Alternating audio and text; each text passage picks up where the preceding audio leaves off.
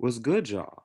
My name is Ian Gates, and today we will be looking at the Delaware 2020 gubernatorial election. This will be an analysis of what happened in this governor's race. So, without further ado, let's start by looking at the state of Delaware. So, Delaware kind of gets a little bit of hate sometimes. People will say, why is this a state? But Delaware was actually the first state to ratify the United States Constitution. So, it's actually pretty important.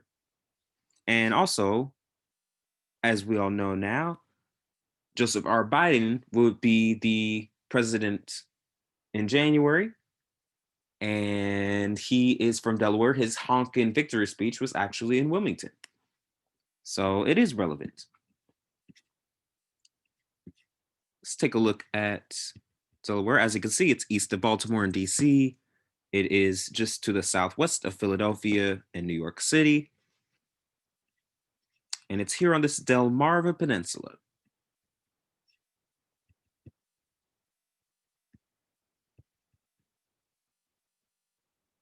Oh yeah, the 12-mile circle is kind of weird, but you don't really need to know about that. This is a look at the population density of Delaware. As you can see, a lot of people live up in Newcastle County. Up in the north, that's Wilmington.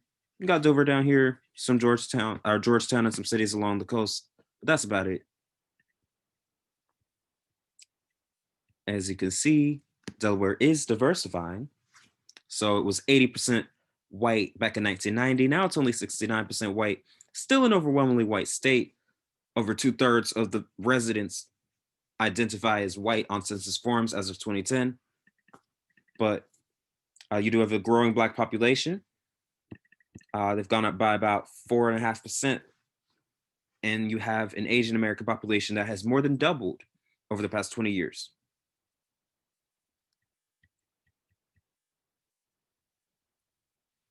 And as you can see, this state continues to grow. Population has doubled since the 60s, or more than doubled. Looking at religion, 68% identify as Christian, 23% have no religion, and then everybody else in Delaware is another religion.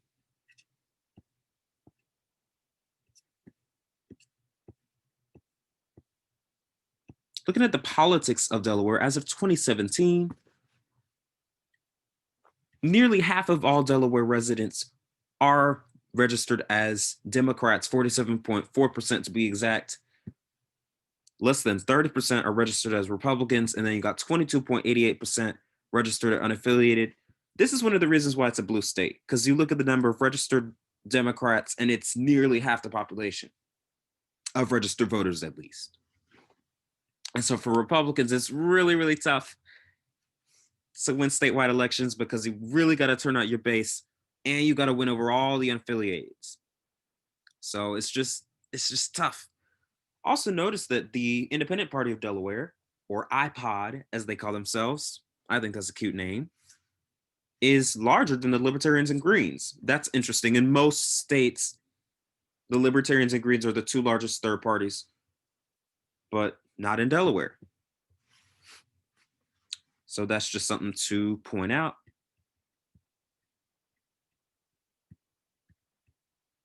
Big industries include tourism, insurance, pharmaceutical chemistry. So yeah, that's all you need to know about Delaware before we hop into the election. So we have four candidates running. John Carney was the incumbent Democratic governor. Julianne Murray was the Republican opponent.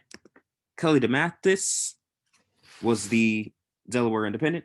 And then John Matcherick was the Libertarian. So on election day, or on election day and the many days before in which people mailed in their ballots, John Carney ended up winning 59.5% of the vote. Julianne Murray, 38.6%. The Delaware Independent got 1.2%, 0.7% for the Libertarian. As you can see, Democrats won by about 20 points. Biden also won pretty big. Biden got about 58% of the vote, and he outperformed Hillary by 5 points. John Carney stayed about the same. He gained about 1 percentage point statewide. So yeah, let's take a look at why Delaware is a blue state and why Delaware voted Democrat in this election. So first off, framing this election, what was going on at this moment was the COVID-19 pandemic, and it still continues today. There was not a lot of pressure on the governor. A lot of people approved of the way he handled COVID-19. It wasn't very controversial. So that definitely helped him.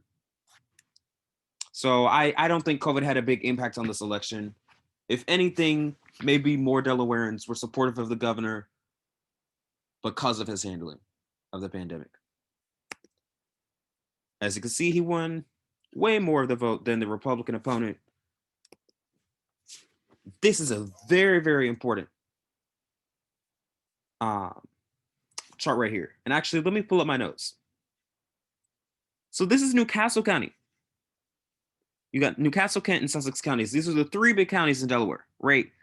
And this is the story of Delaware, period. When you're looking at a statewide election in the state of Delaware, these three counties tell the story. So historically, first off, New Castle County always votes Democrat. Sussex County almost always votes Republican.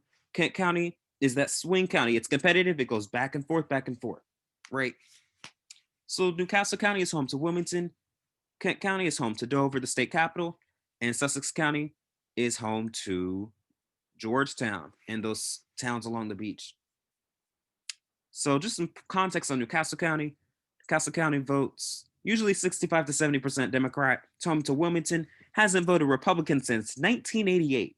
And actually, Delaware hasn't voted Republican since 1988.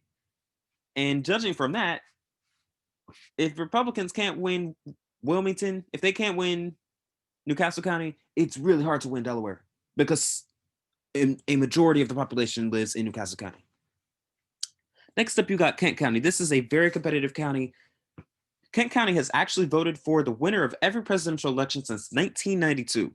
That is a 28-year streak. 7 presidential elections in a row, Kent County has voted for the winner. So Kent County definitely is reflective of Middle America, or the soul of the nation that Joe Biden was fighting for. That was his campaign motto. And then Sussex County usually votes around 55 to 60% Republican every election. So even though it's the red county out of the three, it's not overwhelmingly Republican. It's known for the beaches and rural towns, hasn't voted Democrat since 1996, hasn't voted over 50% Democrat since 1976. Republicans hold every single seat on the county council, and it's known for its poultry industry. In fact, more poultry comes out of Sussex County than any other county in America. That's something. So let's go back to the slideshow presentation. There we go. I don't need my notes anymore. As you can see, New Castle County is way bigger than the other two. And looking at the margins, Democrats win a very high margin in New Castle County. They win a slight margin in Kent County. And the Republicans only win a very slight margin in Sussex County. They win by 10, 15 points probably. So it's really, really tough for Republicans. They need to improve. They need to win by a much larger percentage of the vote in Sussex County. They need to win Kent County, which is the competitive county. And then they got to do better in New Castle County, in Wilmington. They need to do much better in the suburbs of Wilmington, period. And even in the city, too. They're just not doing well enough there. And so they might need to modify or moderate their message to be able to reach out to those suburban voters who have certainly not been very nice to Trump in many elections in 2018 and now in 2020. Looking at swings, As you can see, Democrats gained ground in Newcastle County, the two counties where they already do well.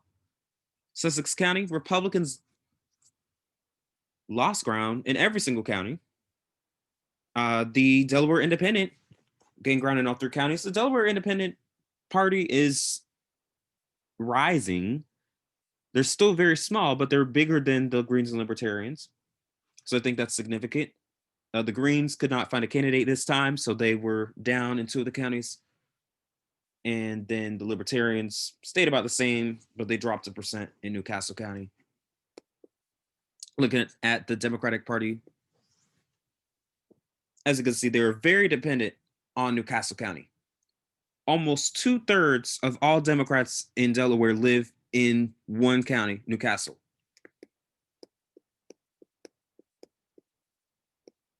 As you can see, they gained ground in two of the three counties in the state. Looking at the Republican Party, this is very interesting. So while Democrats definitely depend heavily on Newcastle County and they need Newcastle County to turn out, Republicans are a very different pie chart. Their vote is a lot more split. So only about 43% of Republicans in Delaware live in Newcastle County, 36% live in Sussex County, 21% live in Kent County. And as you can see, Republicans barely win Sussex County. They're just not competitive enough in 2020 in Kent County, and they do very poorly in Newcastle County. I think they won only 28% of the vote in the biggest county in the state. Not good enough. I mean, look at that little dot. And they lost ground in every single county.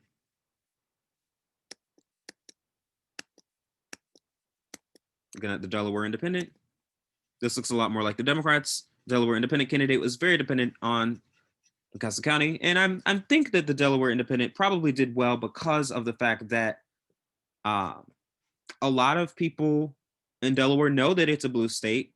Delaware has voted Democrat every election for 8 straight presidential and gubernatorial elections now. So people feel like they could take a risk and vote for the Delaware Independent Party if they feel like something new is needed. And then the Libertarians, also very dependent on Newcastle County. So yeah, this is it. This is the end of my analysis of the Delaware gubernatorial election. And just a quick little note, the next 2 videos will be on the Indiana gubernatorial election, which featured a strong Libertarian, and then the British Columbian election in Canada, where the New Democratic Party won its first majority ever, and the BC Liberals got crushed. So watch out for those 2 videos, which will both be coming up in early January. Maybe one of them will come before New Year's. So thank you for tuning in. Have a great day, everyone.